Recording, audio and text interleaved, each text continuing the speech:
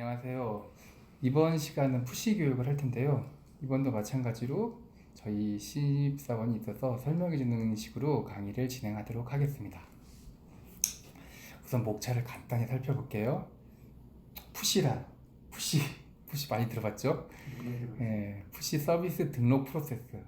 푸시를 사용하려면 어떻게 등록 절차가 이루어져야지 푸시를 사용할 수 있는지 그 프로세스를 한번 간단히 살펴볼 거고요.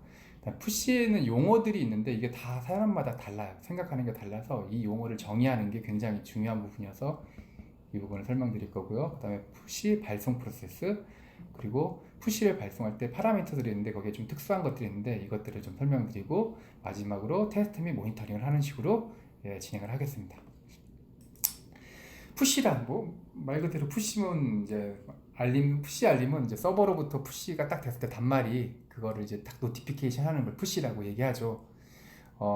약간 그 푸시가 예전에 그 알림 서비스 중에서 두 가지 방식인데, 첫 번째는 채널을 맺은 상태에서 누군가가 그 브로커 서버라고 하죠. 이 채널 서버한테 메시지를 하면 그 브로커 서버가 단말한테 메시지를 던져주는 이런 형태가 있고, 예전에 그 채팅이나 뭐 이런 알림 서비스 중에는 그 계속 클라이언트가 리퀘스트를 요청하면서 있는지 없는지를 확인하면서 하는 폴링 방식이 있었어요. 근데 그건 진정한 의미의 푸시는 아니겠죠. 말 그대로 푸시는 채널이 연결되어 있는 상태에서 알림을 디바이스에 알려주면 디바이스는 그 알림을 띄우는 게 푸시라고 할 수 있습니다. 그러면 이제 도대체 푸시를 사용하려면 어떤 절차에서 어떻게 해야지 되느냐, 이제 그걸 설명드릴 건데요. 디바이스, 제가 펜을 한번 꺼내 볼게요. 펜을 꺼내서 이 디바이스, 그 다음에 FCM, APNS, UPNS를 얘를 채널 서버라고 해요. 디바이스와 채널을 연결하고 세션을 맺고 여기로 메시지가 될 때 전달해주는 서버. 그런데 이 FCM, APNS 자체에서는 사실 인증 서버 그룹, 얘 자체가 사실 FCM이 파이어베이스 클라우드 메신저, 뭐 APNS는 애플 푸시 노티피케이션 서비스, 서버가 아니고 서비스의 약자거든요. 그 서비스라는 건 이렇게 노티피케이션을 하는 데 있어서 필요한 서버 군들의 집합이에요. 그 중에서 여기서 말하는 APNS는 단말과 채널을 맺고 있는 채널 서버를 그중 그냥 얘기하는 거예요. 여기에서 보면 이 서버들 중에는 뭐 인증 서버도 있고, 그 다음에 뭐 여러 가지 서버들이 있겠죠. API 서버도 있고, 뭐 여러 가지 서버도 있겠죠. 그 중에서 여기서는 채널 서버를 얘기하는 거고요. 그 다음에 저희 제품을 보면 이제 프로바이더라는 게 있어요. 프로바이더는 어떤 역할을 하는 애냐면 이렇게 채널 서버한테 메시지를 전달해줘서 쏘게끔 유도시키는 거죠. 토큰을 가지고 쏘달라고 부탁하는 거죠. 프로바이더. 그 다음에 UPMC가 있는데 얘가 뭐냐면 와스 API 서버예요. 그러니까 API 서버면서 인증 체크를 하는 서버예요. 그러니까 유라클에서는 이렇게 UPNS가 채널 서버가 되는 거고, 프로바이더가 발송 서버가 되는 거고, UPMC가 API고 인증 서버가 되는 거고, 얘가 헷갈릴 수 있는데 UPNS는 채널 서버인데 유라클 푸시 노티피케이션 서버의 약자고, 얘는 유라클 푸시 메시지 센터예요. 이 API 서버는 메시지가 유라클 푸시 보내는 메시지에 관련된 모든 역할을 얘가 비즈니스로 처리하는구나 라고 생각하시면 될 것 같아요. 그리고 저희는 RDB와 레디스를 사용하고 있는데 RDB는 모든 정보를 다 가지고 있지만 레디스는 유저 캐시하는 부분이니까 사용 발송 속도를 높이기 위해서 유저 정보를 메모리상으로 가지고 있어요. 그래서 그때 레디스를 사용하고 있습니다. 자, 그럼 푸시 가입 및 유저 등록의 절차에 대해서 한번 알아볼게요. 우리가 이제 앱을 만들면 앱에 푸시를 사용하겠다고 하면 각각의 안드로이드 개발 사이트, 뭐 iOS 같은 경우도 개발자 사이트에 가서 앱에 푸시를 사용했다는 서비스 등록을 합니다. 그러면 단말에 그 라이브러리를 앱을 만들 때 넣겠죠. 그래서 단말과 이 채널 서버 간에 사용되는 프로토콜은 몰라요.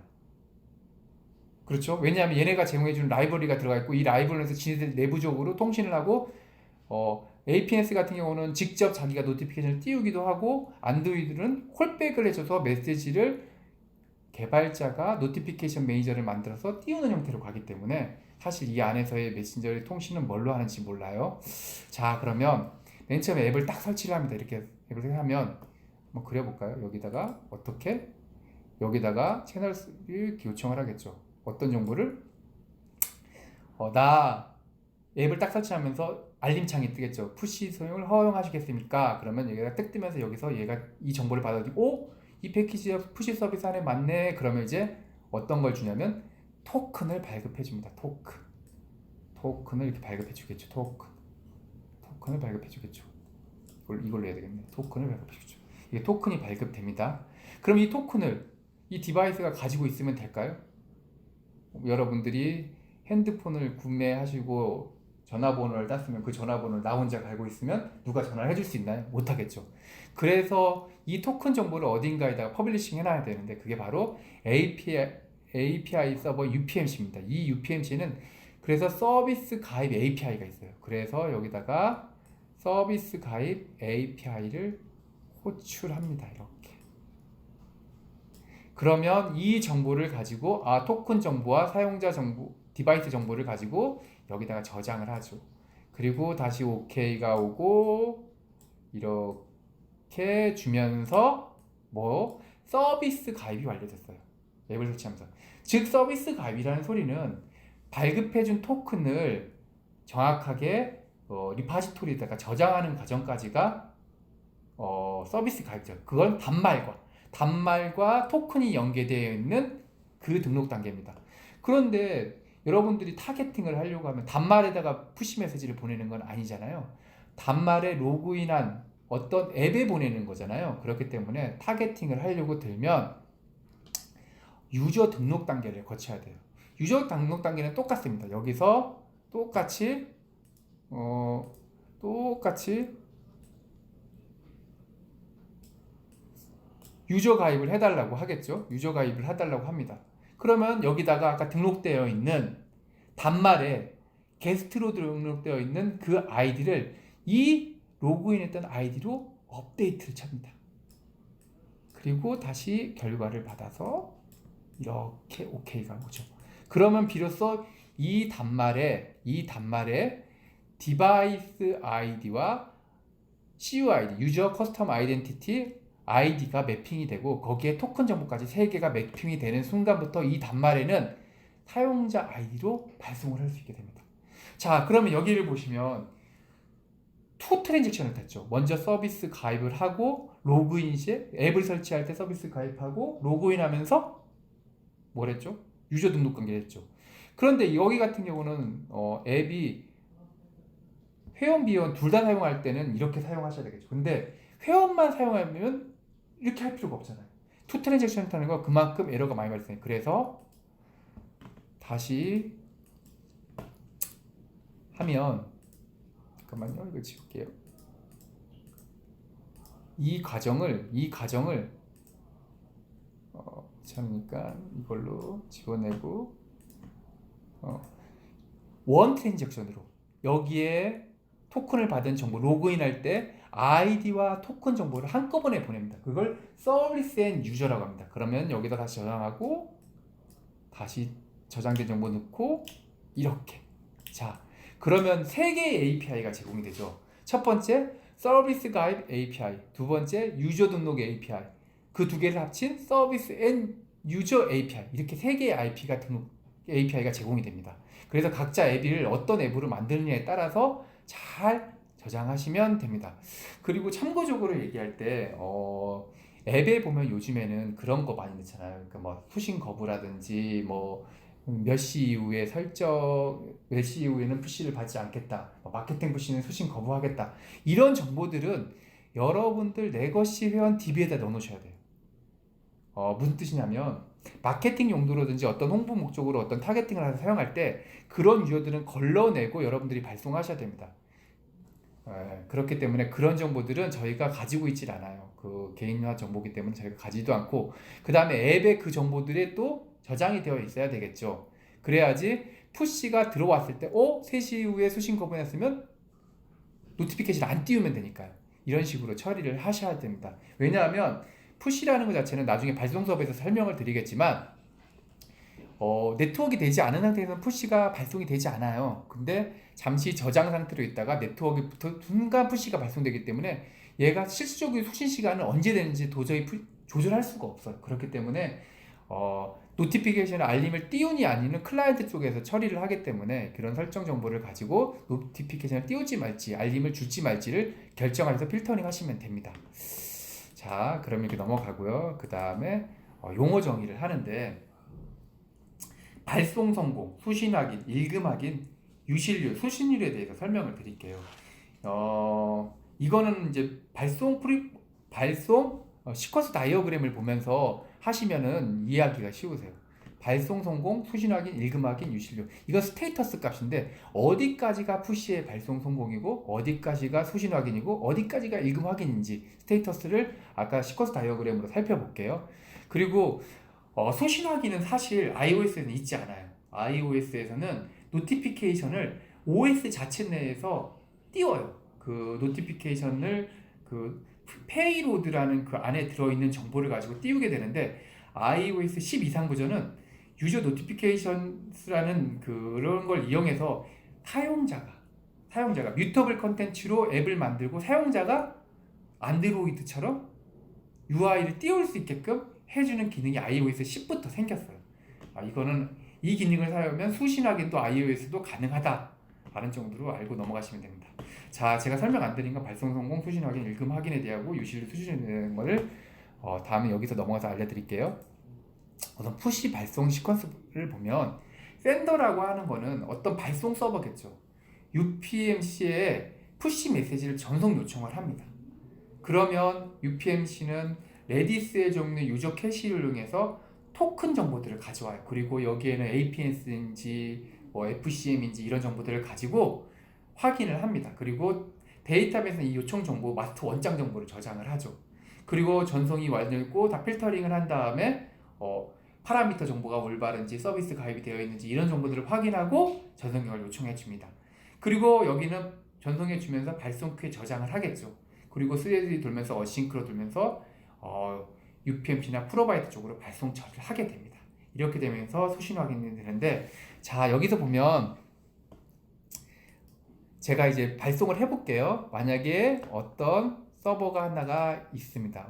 어떤 곳에서 발송을 했겠죠? 발송을 했을 겁니다. 잠시만요. 지워내고. 자, 어떤 발송 서버가 UPMC에 발송 요청을 했습니다. 이렇게. 발송 요청을 했습니다. 이렇게. 발송 요청을 했죠. 푸시 발송 요청을 이렇게 했겠죠. 푸시 발송 요청을 했겠죠. 그러면 아까 말했듯이 레디스나 DB정부터 레디스를 통해서 요청을 합니다. 고객 정보. 얘한테 줄 때는 아이디밖에 안 주니까요. 아이디 정보를 주면 얘가 이제 여기에 이 아이디로 매칭되어 있는 토큰과 디바이스 정보와 APS인지 GCM인지 그런 정보들을 가지고 와서 이 프로바이더에 다시 요청을 합니다. 이렇게. 프로바이더까지는 여기까지는 어딜까요? 여기까지 영역은 어딜까요? 바로 구매하신 그 유라클 푸시 서버까지게 되겠죠. 그 다음에 이 프로바이더는 여기에 FCM, APS 프로토콜 규약에 맞춰서 보냅니다. FCM은 두 가지 프로토콜을 지원하는데 HTTP 1.1 그리고 또 한 가지가 하는 게 XMPP 프로토콜 두 개를 지원합니다. 아까 제가 디바이스하고 이 채널 서버 간에는 프로토콜 알 수 없다고 했죠. 아까 라이브러리를 제공해주기 때문에 라이브러리에서 처리하기 때문에 알 수가 없어요. 근데 여기서는 프로토콜을 통해서 통신을 하게 됩니다. APS는 바이너리와 HTTP2가 제공이 되는데 이제 2020년 12월부터는 이제 바이너리 프로토콜은 지원을 더 이상 안 한다고 하기 때문에 HTTP2로 가야 되겠죠. 여하튼 프로바이더는 그 프로토콜 규약에 맞춰서 참고적으로 UPNS는 MQTT 프로토콜을 사용합니다. 이 프로바이더는 이 토큰 정보와 그런 정보들을 다 가지고 프로토콜을 만들어서 그 형식에 맞춰서 쏩니다. 그러면 이 채널 서버들은 내가 발급해준 토큰에 대한 게 맞는지, 앱 아이디가 맞는지, 인증이 정상적으로 됐는지에 대한 밸리데이션 체크를 하고 여기에 OK를 줍니다. 걱정하지 마. 네가 발송한 푸시 얘가 만약에 나한테 채널이 연결되어 있으면 바로 줄 거고 만약에 연결이 안 돼 있으면 내가 보관하고 있다가 연결되면 바로 줄게 라고 권한 위임에 대한 OK를 준 거죠. 우리가 보면 택배를 발송하면 택배사한테 물건 배송해 주세요 하고 통장 받으면은 발송 성공이듯이 여기까지가 발송 성공이에요.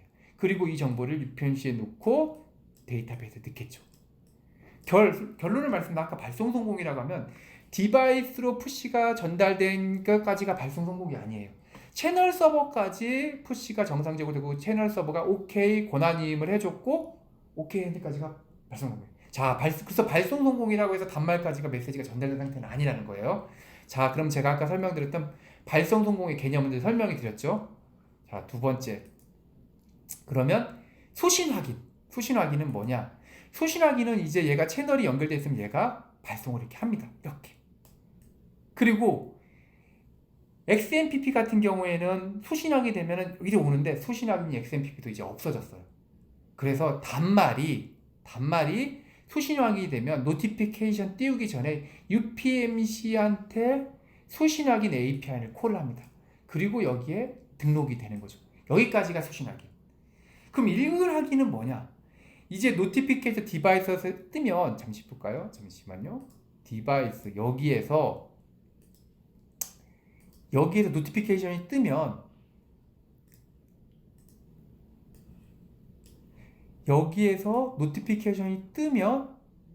여기서 이걸 클릭을 딱 하지 않습니까? 그러면 앱이 구동이 되겠죠. 그러면 앱으로 진입하는 상태부터는 이제 읽음 확인. 예, 이렇게 되는 거예요. 혹시 이해가 되셨죠? 네. 예. 개념은 아니고 아까 그래서 제가 설명드렸던 이거 발송 성공, 수신 확인, 읽음 확인 스테이터스 값이가 어떤 상태까지인가가 이제 확인이 됐습니다. 그러면 유실률과 수신율은 도대체 뭐냐? 수신율은 말 그대로 수신율이에요. 무슨 뜻이냐면 푸시를 발송했을 때 수신 확인이 몇 개 들어왔느냐, 그게 수신율입니다. 그럼 유실률은 뭐냐? 이것도 쉽게 설명드리면 택배에 발송 원장을 받고 택배사가 통장 번호를 줬어요, 나한테. 근데 고객한테 문의가 왔어요. 저 택배 못 받았는데요. 근데 우리가 택배사한테 전화해보면 되죠. 왜 안 갔냐고 전화했는데 APS나 FCM 같은 경우에는 문의할 수가 없어요. 유실이. 이게 바로 유실이에요. 성공인지 실패인지 알 수 없는 상태. 그게 유실인 거죠. 근데 얘네들이 유실을 할 때는 몇 가지 조건들이 있어요. 얘네들이 보관 기간이 있어요. 최대 맥스가 FCM은 4주, APS는 거의 3주가량 되고, 그리고 FCM 같은 경우는 한 단말에 100개까지. 한 단말, 한 아이디어는 100개까지 저장이 가능해요. 그 이상은 그냥 버려버려요. APS는 그 한 단말도 몇 개까지는 없어요. 그런 것들은 가이드해 주는 게 없기 때문에 하여튼 유실률은 그런 거다. 그래서 유실률이 높다. 예전엔 되게 높았는데 사실은 그렇지는 않아요. 보통 보면은 그렇지는 않고 여하튼 뭐 이런 게 있다 정도만. 유실률과 수신률은 다른 거다. 그래서 수신율이 99.9% 이건 말이 안 돼요. 어떻게 보면은 마케팅 정보에 보면은 수신율이 99.9 이건 말이 안 돼요. 유실률이 90 없다라는 거. 프라이빗은 유실. 왜냐하면 이렇게 버릴 때 실패 처리를 해주니까. 프라이빗 같은 경우에는 UPnC 같은 경우는 버리면서 이거는 버린다. 몇 개 이상 넣어서 버린다. 아니면 사용자가 어느 정도까지 붙지 않아서 버린다라고 실패 처리를 해버리기 때문에 얘는 성공이 아니고 실패로 들어가기 때문에 유실이 아닌 거죠. 수실은 떨어지지만 유실은 아닌 거죠. 자, 이제 푸시 발송을 하는 걸 알았다면 이제 아까 말씀드렸다시피 이 보내는 쪽에서 서버일 수도 있고 어떤 어드민 화면일 수도 있고 어떤 쪽에서 UPMC를 발송을 할 때 발송하는 파라미터들이 있어야지 발송이 되잖아요. 그것들에 대해서 설명을 잠시 드릴게요. 여기에 보면 이제 어스키하고 PSID라는 게 있어요. 이제 어스키하고 PSID라는 게 있는데 이 어스키는 서버에서 발송할 때는 필요가 없어요. 서버에서 발송할 때는 필요가 없고, 왜냐하면 서버를 IP로 저희가 등록을 하기 때문에. 그래서 리시버 서버 보안키인데 여기서는 레거시 연동할 때 필요가 없다는 건 서버에서 발송할 때 이 두 개의 키가 필요가 없어요. 그래서 빈과 블랭크로 보내시면 되는데 앱에서 보낼 때는 그러니까 DHCP로 IP가 항상 유동적이잖아요. 그렇기 때문에 저희 보면 UPMC에 인증키 요청이라는 게 있어요. 그 인증키를 가지고 여기다 넣으신 다음에 보내셔야지 푸시 발송이 돼요. 그래서 이런 정보는 아시면 되고, CUID는 타겟팅 대상자. 그런데 이 CUID에 보면은 여기 자세히 보시면은 글씨가 보이실지 모르겠는데 한 사용자한테 보내는 경우가 있고 여러 사용자한테 한꺼번에 보낼 수가 있어요. 한 사람한테 보낼 때는 그냥 AAA 이렇게 하나만 쓰시면 돼요. 여기 보시면은 사용자 한 명일 때 보낼 때는 이렇게 A 이렇게 유저 아이디를 넣으시면 돼요. 그리고 여러 명한테 보낼 때 이런 식으로 배열 형태로 JSON 스트링 배열 형태로 이런 식으로 보내시면 돼요. 이렇게 잘 보시면서 이런 식으로 보시면 돼요. 좀 확대를 좀 해볼까요? 제가 안 보이실 수도 있을 것 같으니 예, 여기 보시면 이렇게 배열로 제이슨 배열 형태로 보내면 아니면 이렇게 한 사람만 보낼 수 있는 거. 일단 메시지 같은 경우는 말 그대로 메시지를 보내시면 되는데 메시지도 두 가지 형태가 있어요. 일반적인 스트링 안녕하세요 어쩌고 저쩌고 저쩌고 이런 형태가 있고요. 그 다음에 제이슨 오브젝트 뭐 iOS는 딕셔너리 형태라고 볼 수 있겠죠. 이런 형태죠. 반드시 거기는 어떤 형태가 되냐면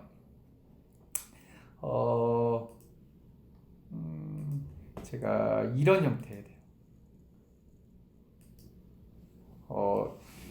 이렇게 뭐 title 반드시 타이틀은 반드시 안 넣으셔도 돼요. 여기다가 뭐 안녕하세요 아니 뭐 이런 거 넣고 그다음에 쉼표 짓고 그다음에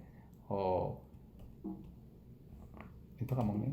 네. 그다음에 여기다가 뭐 body body 이렇게 반드시 넣고 이렇게 치고 그다음에 여기다가 내용들 뭐 이렇게 넣으셔야 돼요. 이렇게.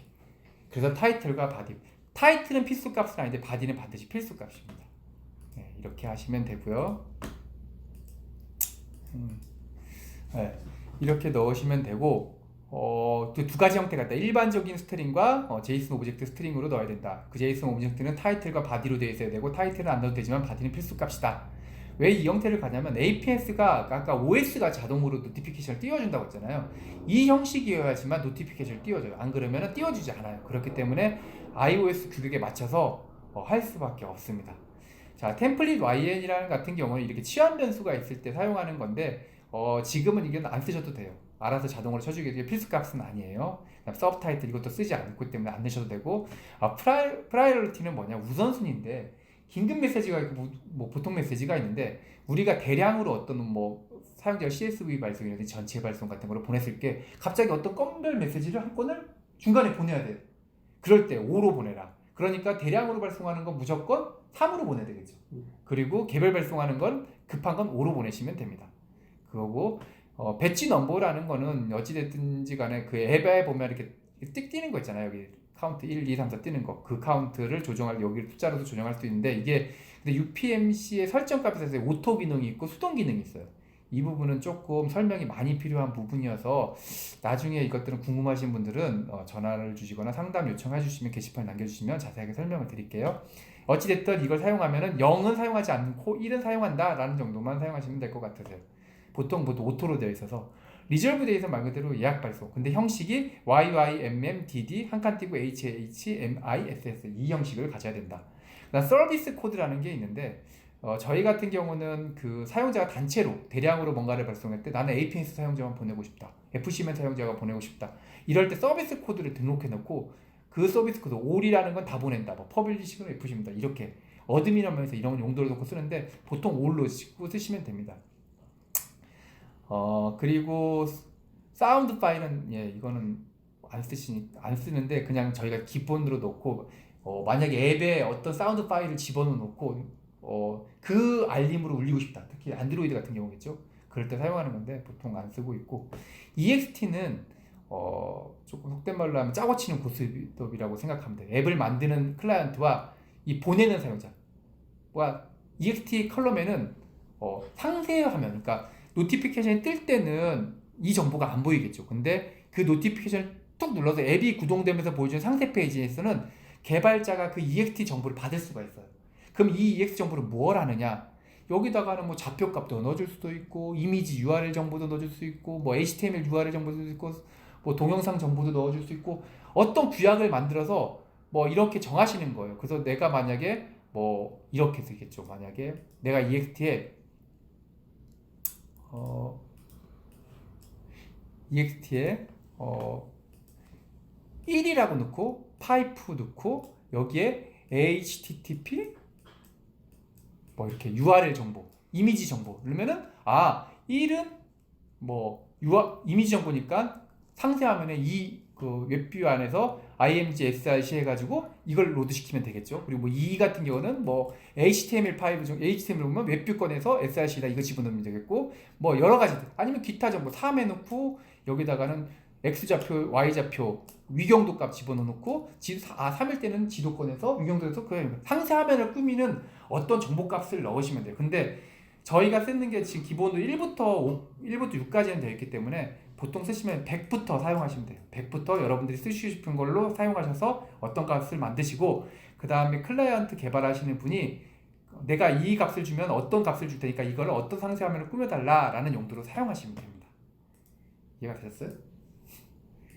예, 다행이네요. 자, 그 다음에 샌더 코드. 여기는 이제 발송자 정보를 넣으시면 되는데 어드민에서 발송하면 어드민, 그 다음에 뭐 어떤 내 것이 시스템에서 면 메일 서버에서 면 메일 뭐 이런 식으로 넣으시면 통계 자료나 발송자 통계를 좀 구분할 때 사용하기 위해서 그렇게 쓰는 거고, 앱 아이디는 뭐 번들 아이디, 패키지 아이디 이런 거 넣으시면 타입은 있는데 개별 발송할 때는 E, 뭐 시스템 발송에는 S 뭐 이런 것들이 있는데 여기 종류에는 저희가 쓸 수 있는 게 많아요.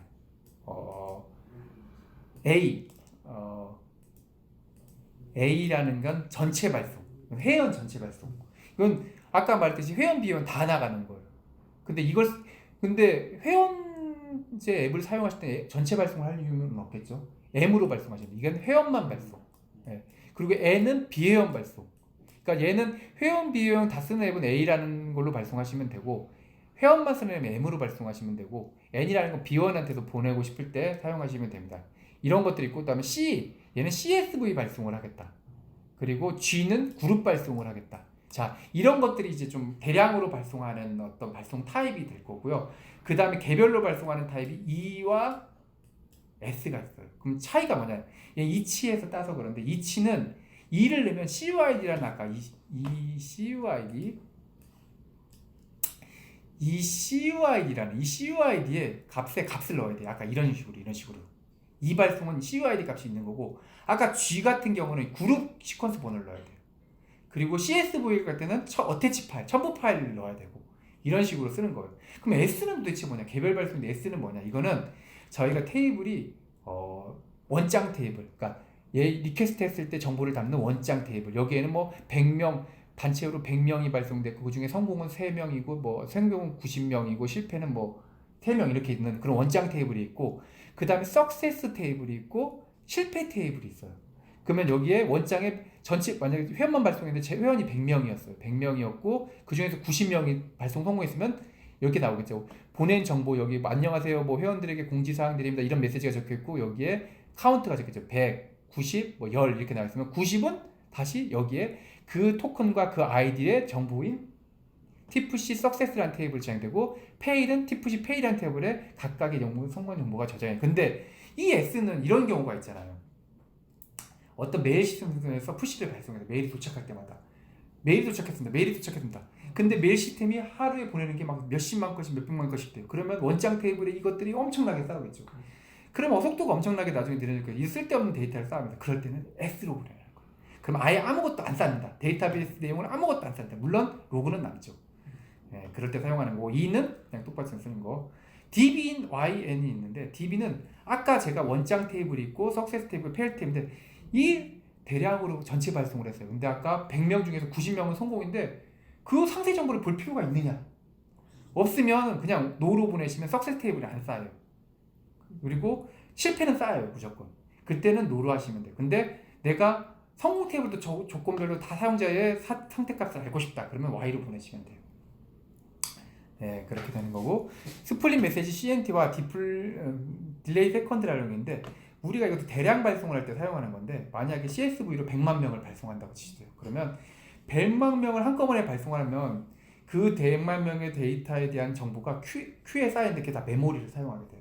그리고 여기를 보내는데 CPU가 엄청나게 또 사용되게 되겠죠. 근데 엄청나게 빠른 속도로 나가게 되는데 문제가 되는 건 그 앱이 동시에 사용자들이 발송을 받게 되면 그 앱을 눌러서 어떤 데로 상세 화면에서 이미지를 땡겨온다든지 아니면 그 앱을 실행시켜서 로그인하는 들어갔는데 동접이 몰릴 수가 있다는 거예요. 그러면 그 네거 시스템에 부하를 줄 수 있고 잘못하면 디도스 공격처럼 그렇게 되겠죠. 그래서 분할 발송을 한다는 거예요. 시스템을 분할 발송하는 거. 내가 10,000건씩 60초씩 딜레이 주면서 발송했다. 그러니까 전체 발송이 100만 명이었어요. CSV 100만 명이면서 내가 10만 명당 5분씩 끊어서 5분이면 300초겠죠. 이렇게 하면은 10만 명 보내고 300초씩 딜레이가 되면서 돼요. 근데 그 출발 시점이 틀린다는 거예요. 무슨 뜻이냐면 1시에 출발하고 이게 파일이 분할이 돼요. 100만 명이면 10만 명이면 10만 개씩 파일들이 분할해서 10개의 파일이 생기고 얘의 스타트 시간이 아까 5분이었으면 얘는 1시, 얘는 1시 5분, 얘는 1시 10분. 얘가 끝나고 5분 쉬는 게 아니에요. 뭔 뜻이지? 얘는 5분 뒤에 출발한다는 거예요. 무조건. 예, 그렇게. 끝나든 말. 그렇죠.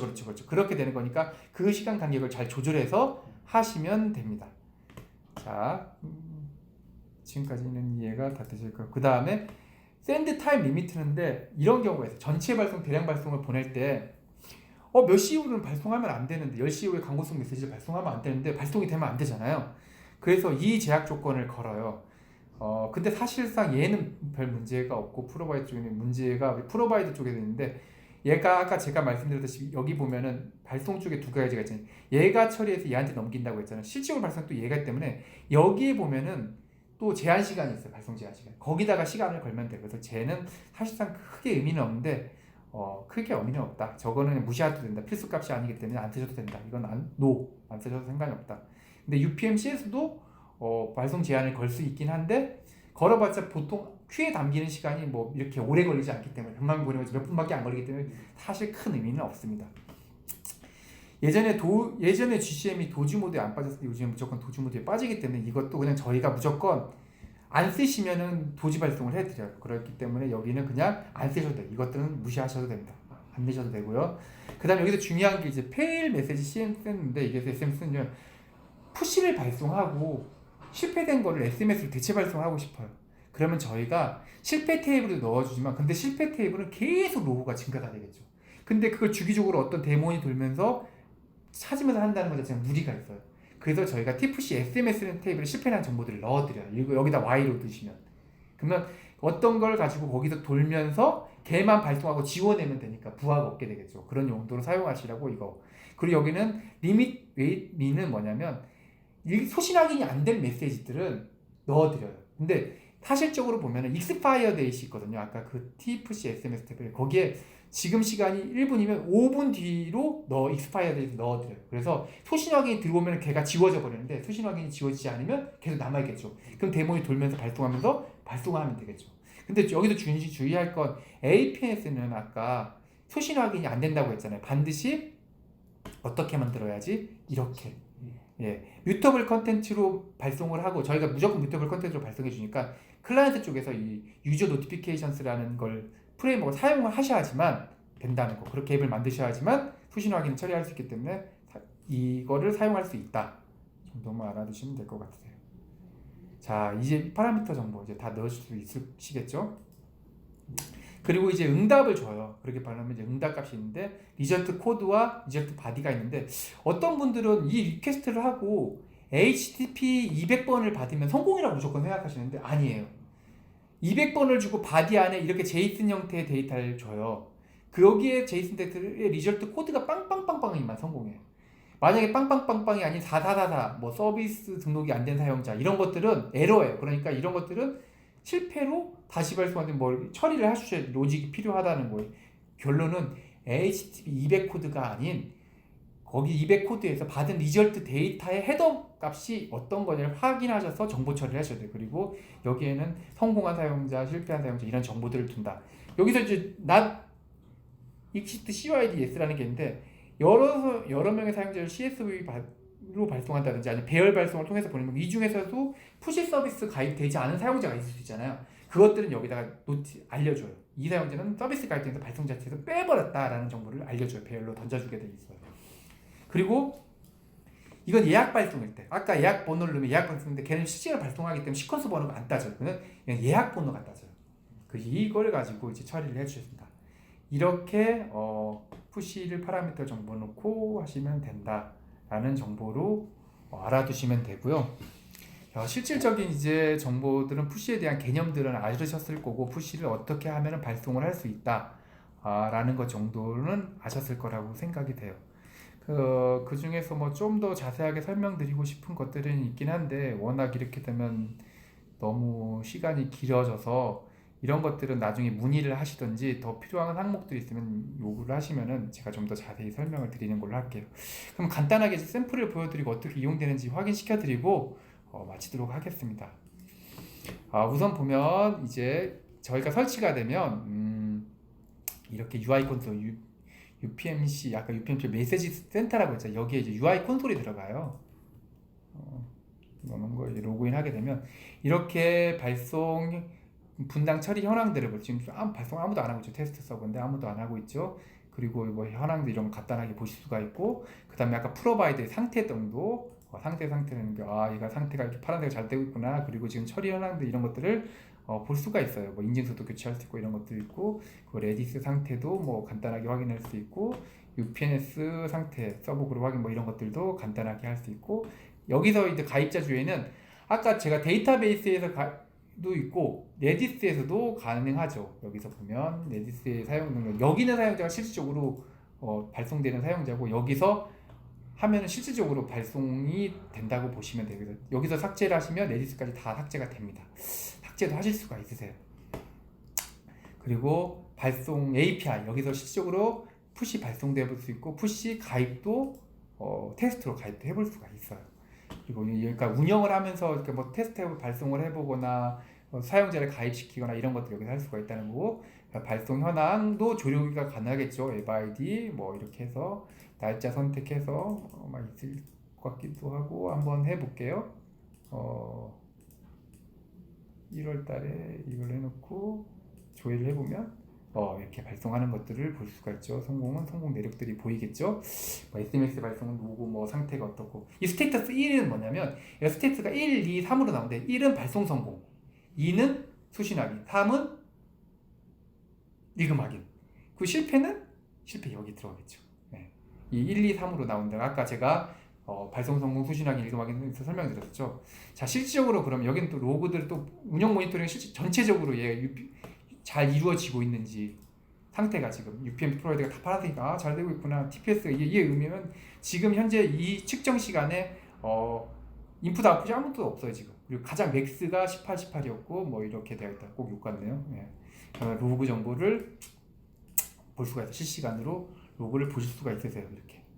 예. 보면은 로그를 이렇게 볼 수가 있고, 로그를 이제 다운로드 받을 수 있고, 다운로드 받을 수가 있고, 이렇게 관리를 하는 툴이고, 제가 한번 실질적으로 발송을 해볼게요. 근데 앱에다 발송하는 건 아니고 실제로 보여주기 때문에 어떤 특정 사용자에게 제가 한번 볼까요? UPNS는 아까 뭐냐면 제가 채널 서버가 3개가 있는데 퍼블릭 푸시에는 FCN과 APNS가 있고, 프라이빗 푸시에는 UPNS, 유라클 푸시 노티피케이션 서버 채널 서버가 있는데 여기다가 한번 제가 발송을 해볼게요. 가입된 사용자가 여기 하나 있네요. 이 사용자한테 한번 UPNS, 이 사용자를, 이 프라이빗 푸시 채널 서버가 좋은 점이 뭐냐면 나는 애들은 이 지금 채널이 세션이 연결되지 네트워크가 붙어있는지 안 붙어있는지 알 수가 없어요. 근데 얘는 알 수가 있어요. 여기 보면은 이 사용자는 지금 접속도 없고 구독도 없네요. 구독이라고 하는 건 한 번이라도 UPNS에 붙은 적 있으면 이게 Y로 돼요. 그리고 이게 접속이 없으면 현재 지금 채널이 붙어있는지 아닌지 형태를 알 수 있는 거고, 이 사용자한테 한번 발송을 해볼게요. 선택한 푸시 발송. 그거 여기다가 뭐 프라이빗 넣고 이렇게 타겟팅 넣고 좀 깨졌네 이게 뭐 AAA, BBB 이런 메시지를 제가 발송을 할게요. 발송을 하면 발송이 성공일까요? 아닐까요? 성공이겠죠. 예. 어차피 얘는 채널 서버까지만 가는 거니까. 그럼 채널 서버까지 받아줬네, 성공됐어요. 그렇게 되면 얘 사용자의 아까 이 사용자의 얘는 아까 뭐라고 했죠? 그 푸시를 받으면 이렇게 오픈 메시지가 있어요. 저장되어 있어요. 얘가 채널에 붙는 순간 받을게 돼요. 그러면 한번 실제로 붙어볼까요? PC 클라이언트를 이용해서 똑같습니다. 라이브러리가 이게 들어가기 때문에 똑같아요. CDHN이 ESH 5.0 여기 UPNS 제가 클라이언트라고 하나 만들어 놓은 게 있죠. 여기에 보면 붙는 과정을 볼 텐데 그렇죠. 접속 관리인데 얘가 로컬호스트니까 120 여기다 붙겠죠. 얘는 지금 단말이 채널 서버에 붙는 거예요. 이 과정이 있는 거죠. 단말은 이 과정을 하는 거죠. 7.0.0.1 그 다음에 이 포트가 183 그 다음에 여기 PSID 이게 토큰이에요. 토큰인데 얘가 지금 중요한 게 얘 토큰을 해야 돼요. 얘 토큰으로 붙어야지만 받을 수 있어요. 아무나 다 붙이면 이렇게 놓고 이렇게 다시 이게 네, 붙었죠? 얘 지금 붙으면서 근데 붙었는데 바로 메시지를 받았어요. 받은 메시지. 아까 AABBB. 아까 말씀드렸죠. 얘가 보관하고 있다가 붙는 즉시 줘버린다고. 만약에 붙은 상태에서 주면 이게 붙은 상태에서는 바로 가겠죠? 얘 한번 볼게요. 아까 오픈 메시지가 사라져버렸죠. 그리고 다 붙어있죠. 그렇죠? 다 붙어있죠. 그리고 이 사용자한테 실시간으로 붙여볼게요. 그냥 발송해볼게요. 이렇게 채널이 항상 이렇게 붙어있는 상태에서는 바로 그냥 가겠죠. 이렇게 얘는 이번에 뭐 VVVV로 프라이빗C로 발송을 한번 해볼게요. 됐는데 성공했죠? 얘는 바로 여기 들어왔죠. 아이디가 메시지가 어디 있나요? 안 보이네. 일단 메시지가 VVV. 이거를 클라이언트는 이제 파싱을 해서 노티피케이션 매니저에다 UI를 만들어 띄우는 형태가 되는 거예요. 이제 다 끝났습니다. 이렇게 하시면 되고, 그 다음에 상태 보면 아까 현황에 가보시면 처리 현황에 이렇게 2개 보낸 정보가 이렇게 나와 있죠. 이렇게 보시면서 되겠습니다. 뭐 궁금한 거 있으세요? 없습니다. 예, 그러면 고생 많으셨고 이걸로 마치도록 하겠습니다.